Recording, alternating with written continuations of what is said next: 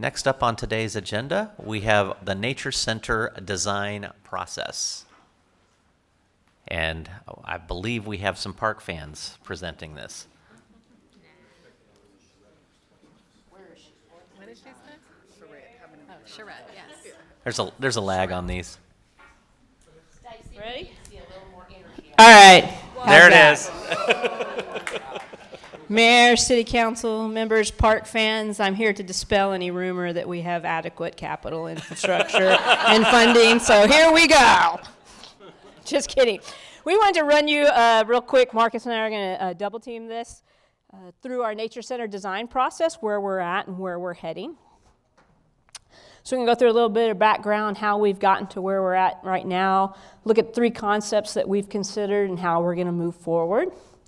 So I'm really glad that we're coming off of talking about 2035, because a lot of this presentation was born of the aspirations set in Lewisville 2025. The green centerpiece, extending the green, making sure we protect those places but extend it to everyone so everyone can play. And that's how we rolled on to the LLELA lease, correct? And once we became partners in the LLELA lease, we set out to create that green centerpiece master strategy. And that original version, as Claire's mentioned before, really put together not only this partnership approach for managing LLELA, but the idea of a nature center, and that's what we needed to introduce people to this great asset that we have in our community. And we had originally thought that it was going to be with LISD, Audubon, and UNT, but they've all gone through, metamorphosis, so to speak, changes and some struggles, and then we hit COVID, and we knew that we had to realign what that strategy was. And as we were kind of going through that, we put together our LLELA interpretive plan, which reconfirmed that we do need a nature center in order to help people understand what this asset is. That helped lead to the next version of the Green Centerpiece Master Strategy, where we kind of came together. Remember, we met at Lisdola and talked about how we would move forward. And we did updates in both 2022 and just most recently in 2025. When we rolled into creating the Healthy Infrastructure Plan, and that was adopted in 2023, the Nature Center continued to be a high priority need listed in that plan. And it kind of led us to go back to the drawing board with a charrette and business plan. So that 2023 charrette, we kind of came together and talked about what we would need in this facility, not only to take care of the operations and programs that we envision as a city, but to continue to be good partners with UNT and LISD and the Friends of LLELA and all the other community partners that are joining this effort to protect this space. And we kind of came up with this idea that we needed about 20,000 square feet of indoor and outdoor programming space, that we needed to continue to have a multi-purpose areas where we can not only do classrooms, but maybe host events. We needed unique spaces for interpretation and retail, because once you get the bug, you got to get the swag. And then how do we make sure that we have enough place for administration and storage, right? We got to make sure that the people who are taking care of this place have a good place to work from. And then with storage, everybody knows who designs a facility is the minute that you build it, you're already behind in storage. And how could we accommodate that? And then for the sense of feeling that we wanted to make sure that we have that welcoming sense, that you have an arrival point to go explore nature and the wilderness, and a point of entry. And really kind of following that thread we did with Thrive is making sure that we're bringing that outside in, that you don't necessarily feel like you're, in a government building, blah, blah, blah. So then that led us to understand, okay, well, if we're going to do this, what is our business plan? How are we going to not only look at how we're going to build that, but how are we going to operate it and meet certain data points? So we did a market analysis of all the centers within a 20 and 50 mile radius that had similar centers, and what do they do that's unique to their green spaces, and what can we do that highlights our uniqueness? We're looking at operational model, help us figure out, hey, what uses can we use the building for? What would our staffing model be to support that? And create a financial pro forma that not only mirrors the financial support and sustainability strategy to make sure that everyone has access to this place, but that there's a realistic cost recovery goal for some of the programs that we're doing. And we kind of looked at maybe having a 50% direct cost recovery rate for what our operational costs are there. And that those revenue streams would be driven not only by programs, sales, rentals of the facility, but also start looking at fundraising and memberships if possible, specifically in partnering with Friends of LLELA, the Lewisville Park Alliance, and other partners who want to get on this fabulous game. And then the other thing that we did during that business plan and with the charrette is confirm the site and design recommendations, right? We had looked at how are we going to have the biggest bang for the buck with protecting that green resource. And we really looked at moving where originally we thought that the Nature Center was going to be in the area of where the current portables are, where you check in at the visitor center, where our team is staffed, where UNT is.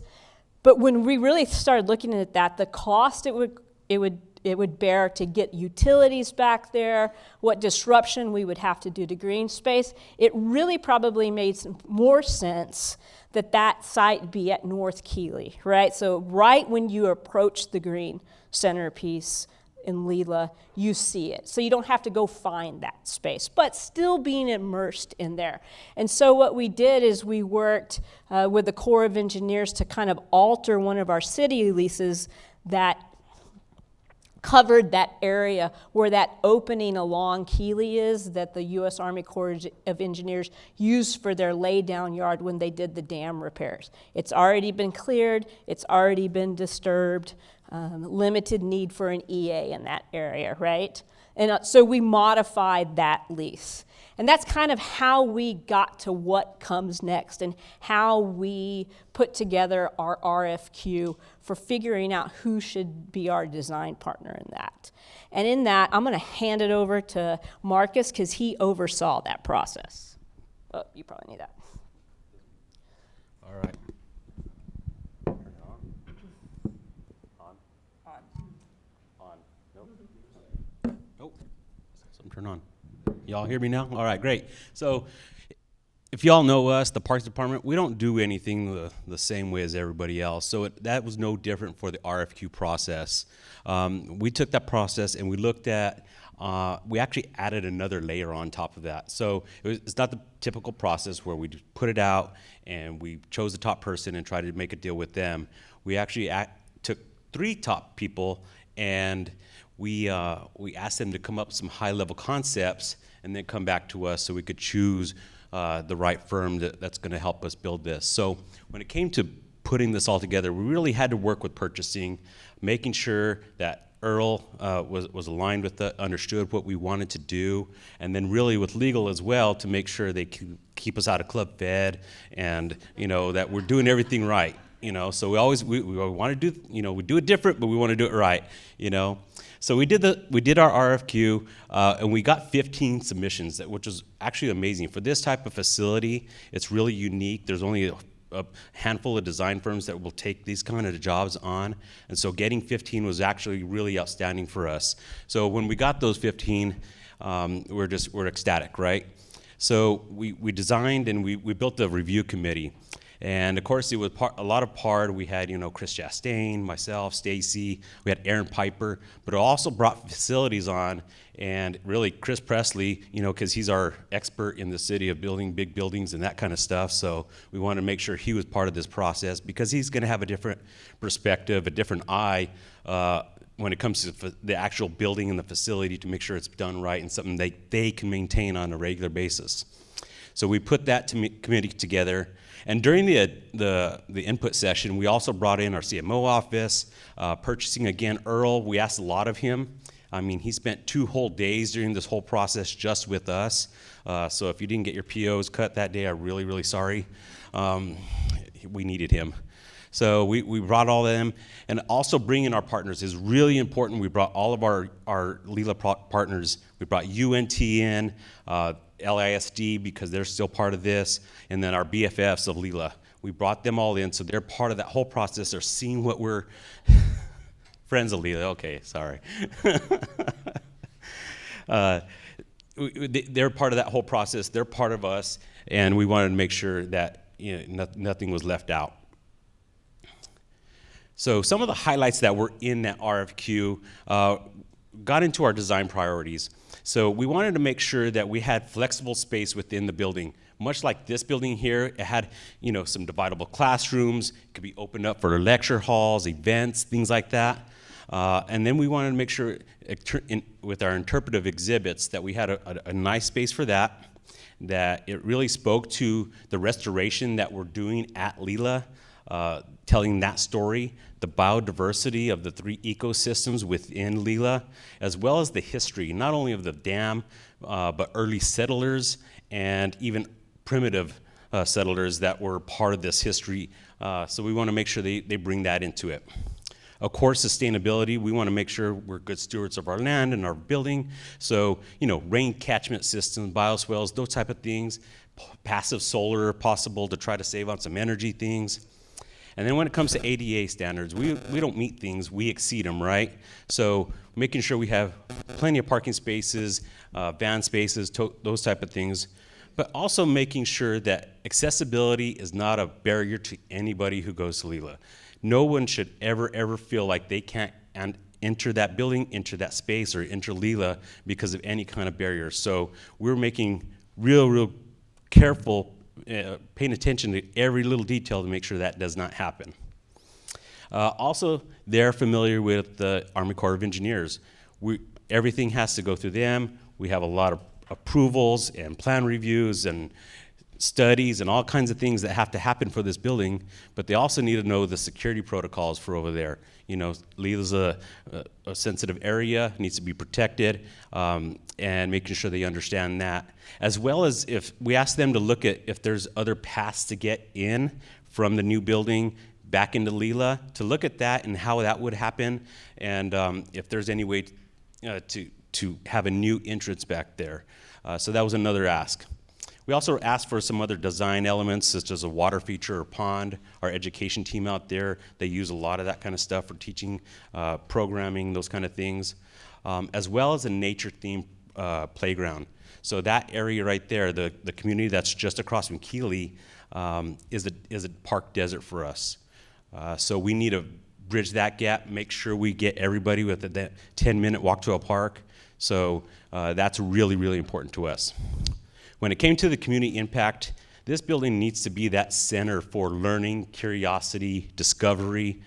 We need to have a lot of programming there, so it's an education center. It also needs to be a destination. We want to bring people to Lewisville, right? We want them to spend their dollars here to help boost the local economy.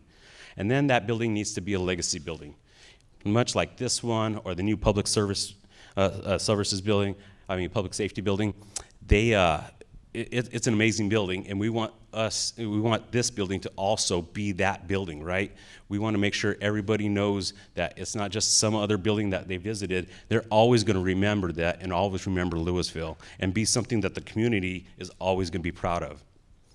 So when it came to budgetary, we gave them what we're looking at, $11 to $13 million, all in, including design costs, permitting, everything. So we're not going a penny over, right, Gina? Right, okay. I could try. And I'll also bring design, or solutions for design elements that maybe are not within the budget. So are there any grants out there? Are there any fundraising activities that they can help us with to try to get some extra dollars so when Gina says no more money, we can actually, still build everything we need to do. So with those 3 finalists that we chose, we executed PSAs with them to make sure that the city retains all of the designs that they gave us.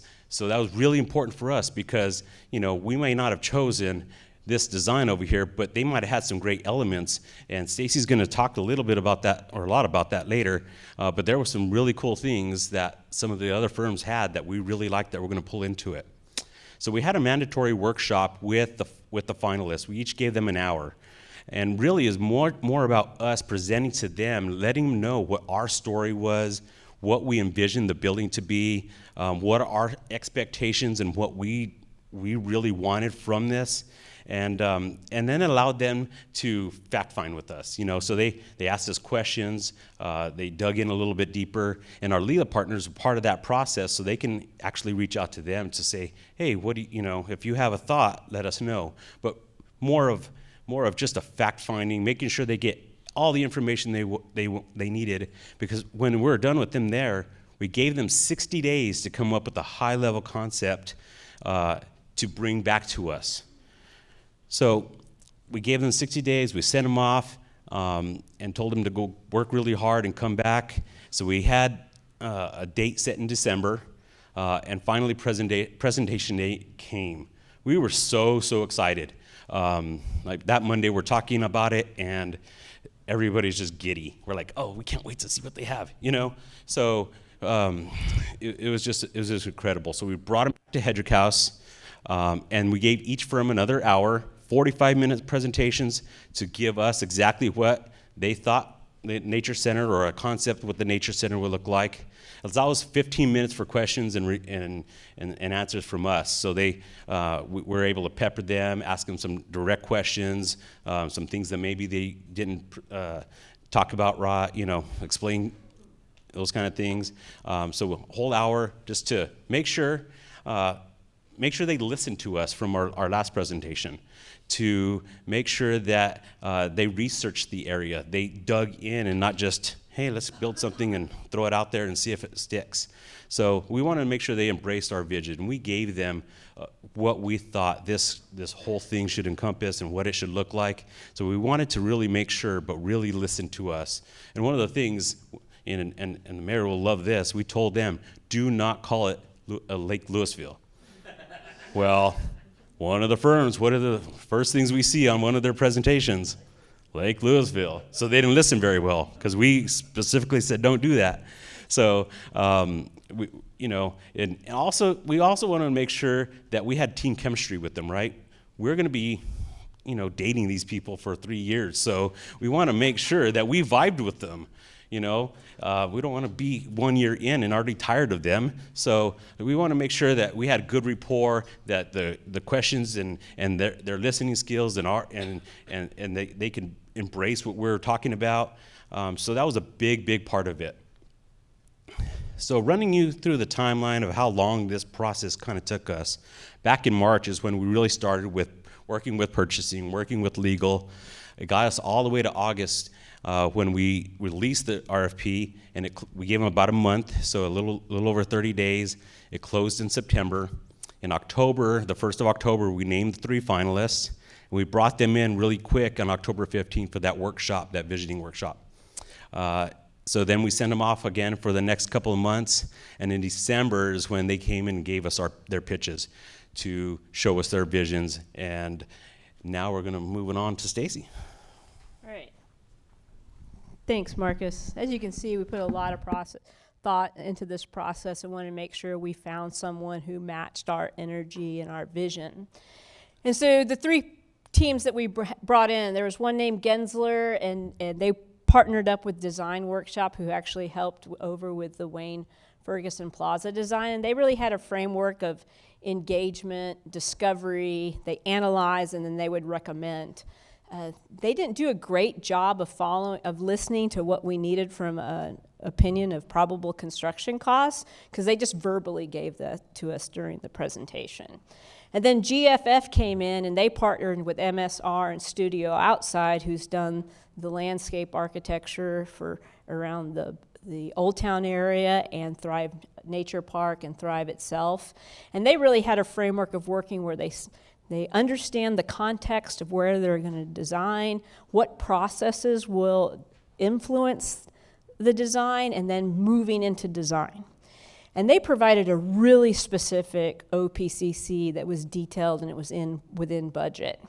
And then GSBS, they were kind of like the artists, right? They go through a framework of really immersing themselves in the site, analyzing the site along with staff, listening to some storytelling, doing storytelling themselves, and then how does that inform design? And they provided an OPCC, but it was really, really high level. And so those are kind of the three groups that we got, but all of them were very impressive. And the firm that we've chosen to be the finalists is GFF MSR. And their concept really, and their processes really met what we asked during the RFQ. And really, setting this iconic place of entry, of zero depth entry to LLELA is really what got us. So we talked about they go through a process of looking at context, they look at ecosystems, what's the human habitation and use of the area, what's the restoration been like, and then that process of collaborative design is sitting within the budget, and then the design itself is a really exciting thing that we want to show you.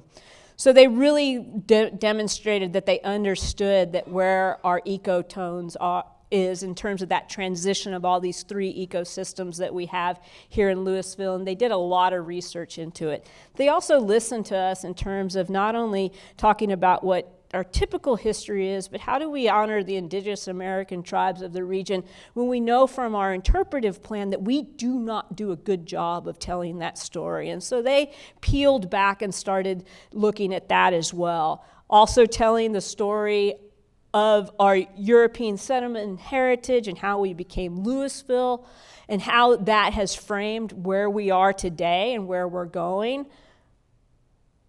But also how LLELA is important, and it used to be a place of where we used to farm, and it's been reclaimed, and now it's part of this green centerpiece and plays a big vital role of our water resources throughout the region. And then how has the idea of the green centerpiece shaped how we use and access that, and how that was a turning point in our history? They really got it. And then this is what sent Pat Thompson into voting for him, because they showed us going through some prescribed burns out in the prairie and how we do manage invasive species and promote wellness of the prairie through prescribed burns. So they really did a good job of setting that context. And then the processes that they're going to have to be aware of, and really acknowledging that some of their design is going to be impacted and maybe limited by the fact that this is a Corps of Engineers property, right? Like, this isn't just let loose.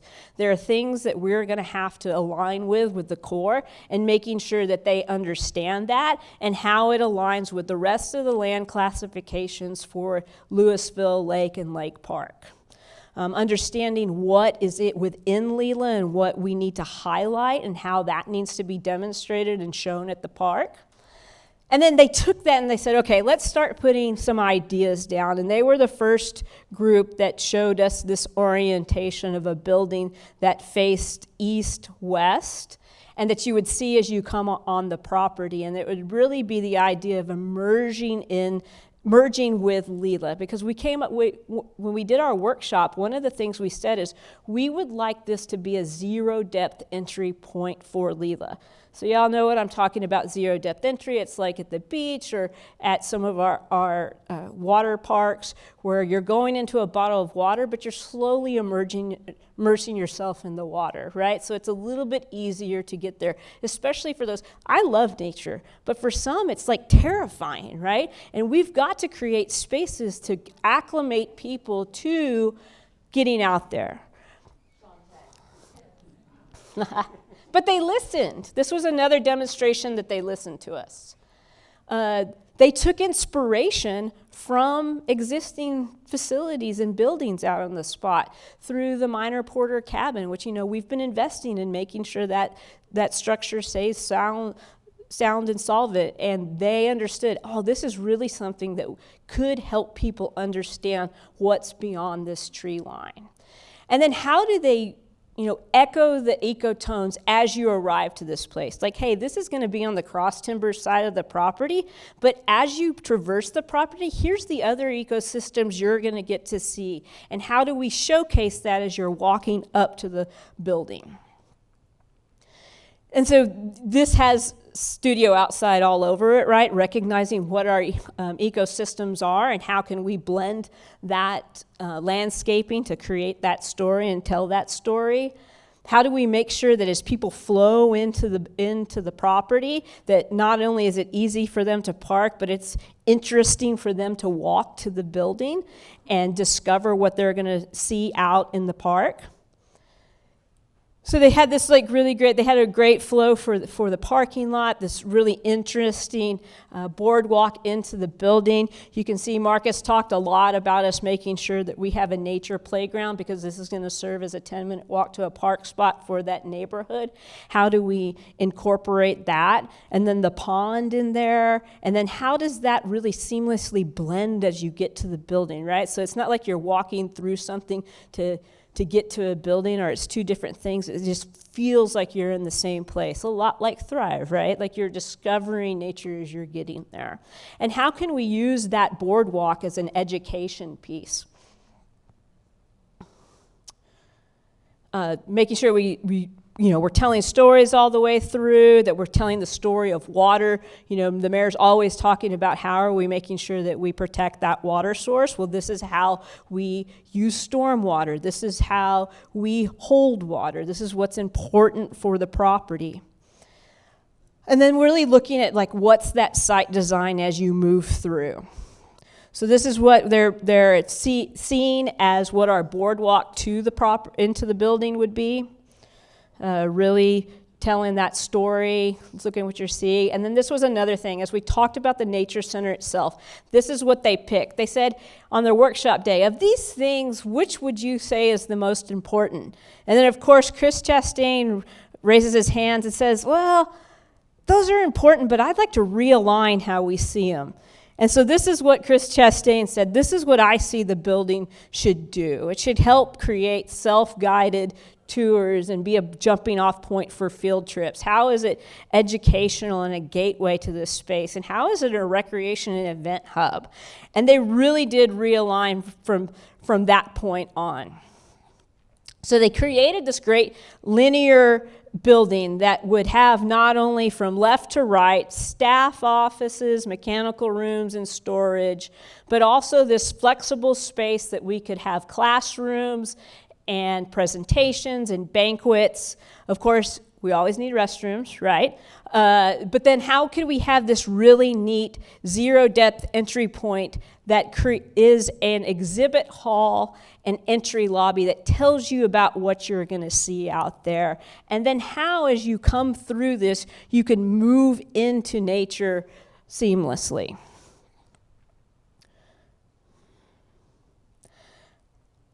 Meeting our expectations for sustainability, really talking about how we could use the building for solar control and natural ventilation of air through the building, making sure that we use heat to our advantage in the winter and shade to our advantage in the summer, how we have cooling and ventilation systems, and how we have views of the cross timbers, and how we have outdoor space that is flexible for us to do programs and classes.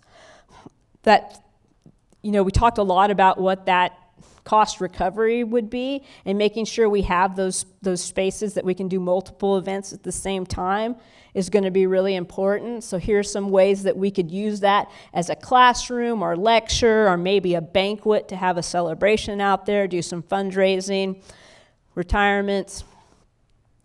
And then this, really using wood to accent the place from a sustainability building standpoint, but also to reflect what you're going to see as you move through LLELA.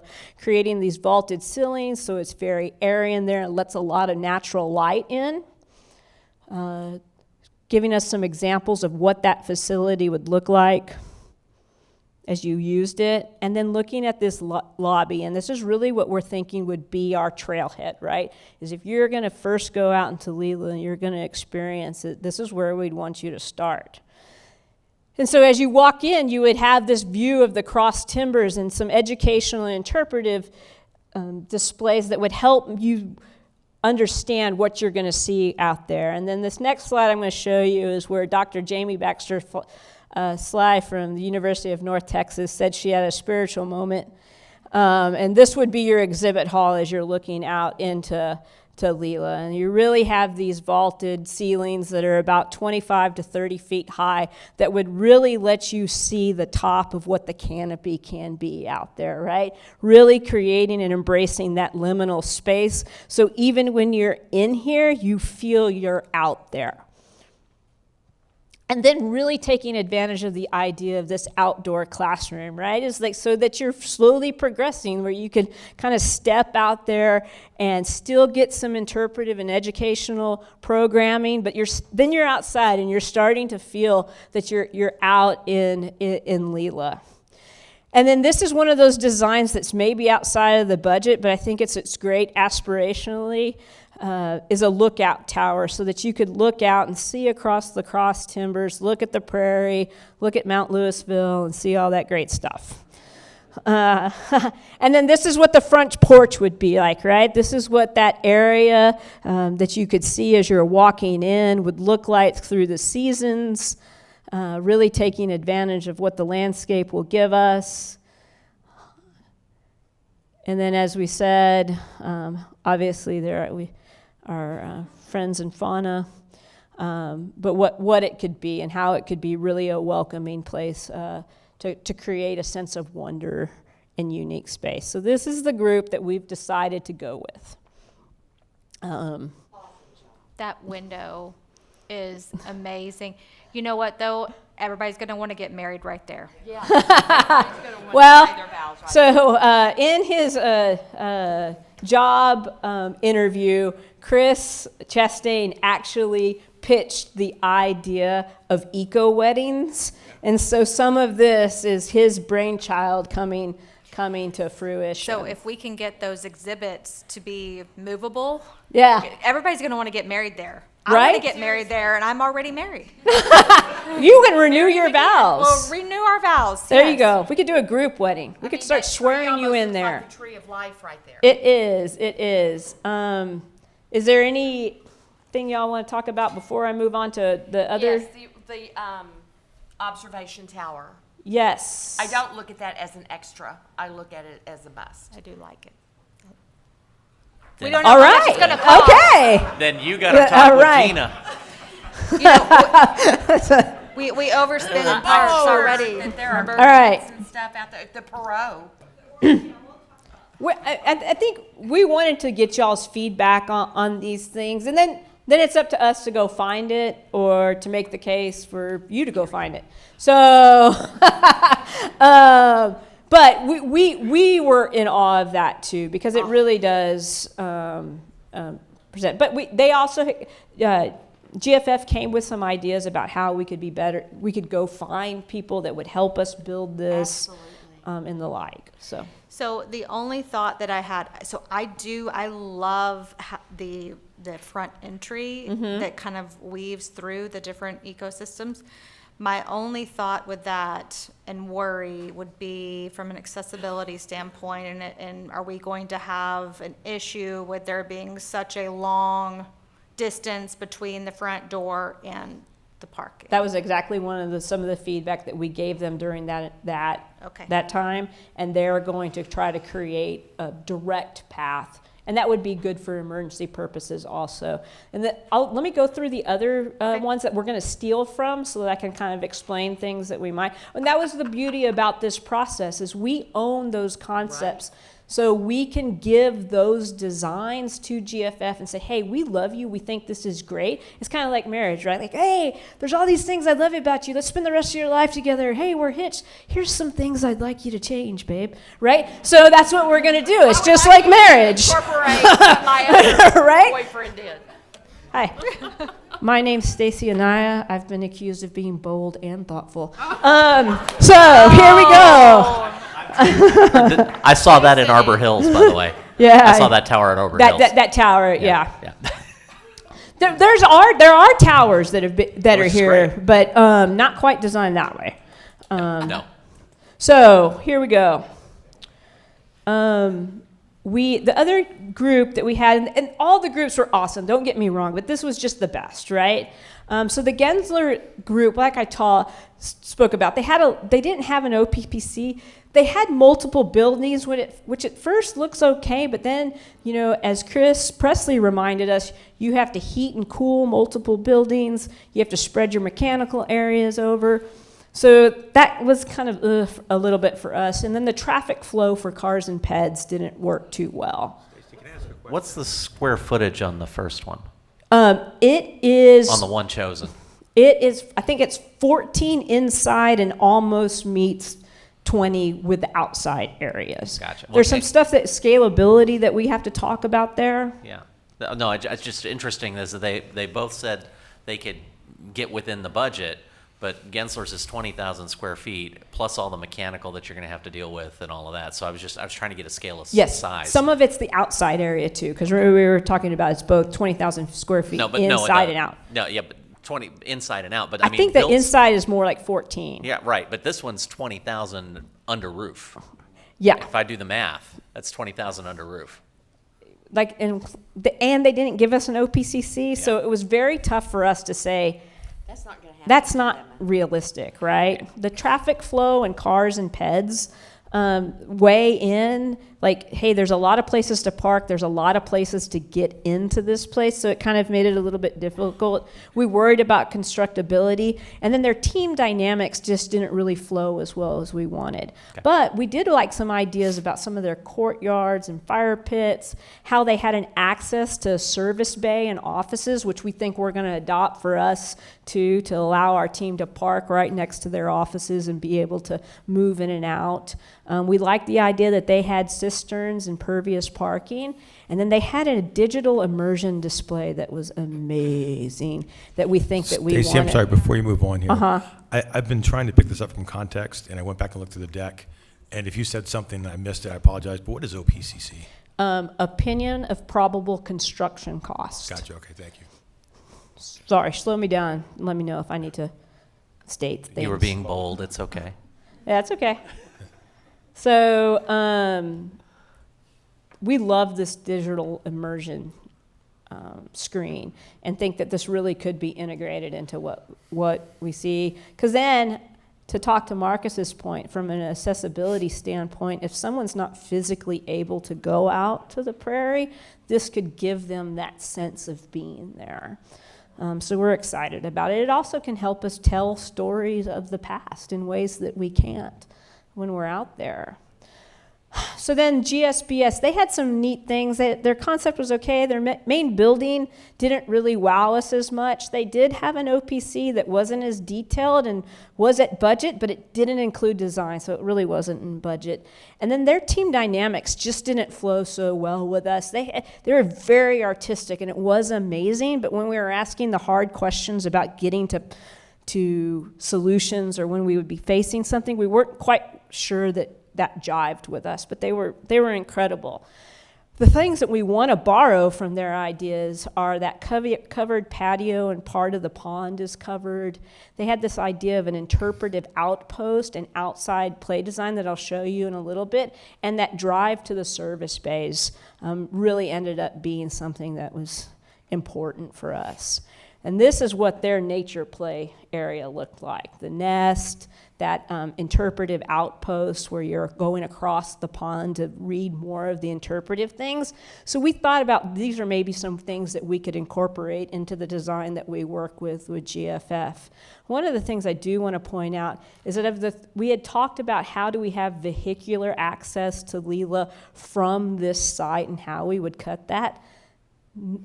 All the groups evaluated it. None of them recommended it, simply because of what you would see with destruction of blackland, not the blackland prairie, I'm sorry, the cross timbers like the blackjack oaks, and then the flow not really working. And as that street's being redesigned, how we can rethink it. So that is something we're going to have to work through. So moving forward, we're going to move through an AIA contract with GFF. We're working on the schedule, scope, and the cost, and we're targeting to bring that to you at the April 2nd meeting. We've been working with Lauren and an outside counsel on that. We're identifying our other project partners, so we're going to do project control manager, kind of like PPV did in the past with some of our other buildings. And then we really think this is going to be a construction manager at risk project with all the elements. We'll start refining the concept once we have GFF on board and we start moving through towards construction, identifying the construction manager, and we are going to do community engagement. We understand that these are a lot of our ideas that we've put in and our partners have put in, but this is about bringing people to LLELA that don't know about it, so we have to go meet people where they're at to understand how it would make it more comfortable. Right now, the idea is that we're going to fund this through 4B cash and bonds and maybe some grants. We think this is a really good project for grant eligibility and maybe finding some fundraising partners as we partner with our friends of LLELA. Questions? For me to come up with a big idea, because the big idea is already out there. I mean, these are, I don't have a bigger idea than this. Looks great. How long before we get this? Here's where we're being bold. Be bold. Be bold. Let's see what I'm happens. going to be bold. We think we can be coming out of the ground by the end of 2027, early 2028. Okay. The one factor is the Corps of Engineers. Mm-hmm. They have to approve things. So they've already approved the lease. That'll take no time. Nada, right? Okay. So, yes, I'm hoping that we are doing a groundbreaking in late 27, early 28. And then I'm looking for it on the map here, and again, I'm sorry if you went over this already, but where exactly in LLELA is this going? Sure. That's a great question. So if you were standing here, you'd be looking across at the wine shop in the, across Keeley from where the wine LaRue is. Okay. But it's on Keeley directly across from those,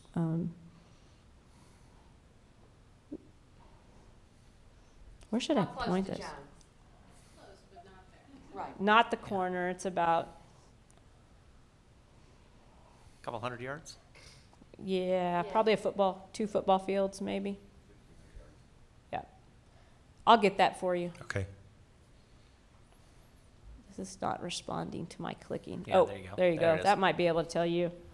So these are where LaRue is. Gotcha. Okay. Jones is up on the Jones corner. is probably where the thing is right Yep. here. Okay. That's great. The Thank you. tracks are here. Yep. Okay. Thanks.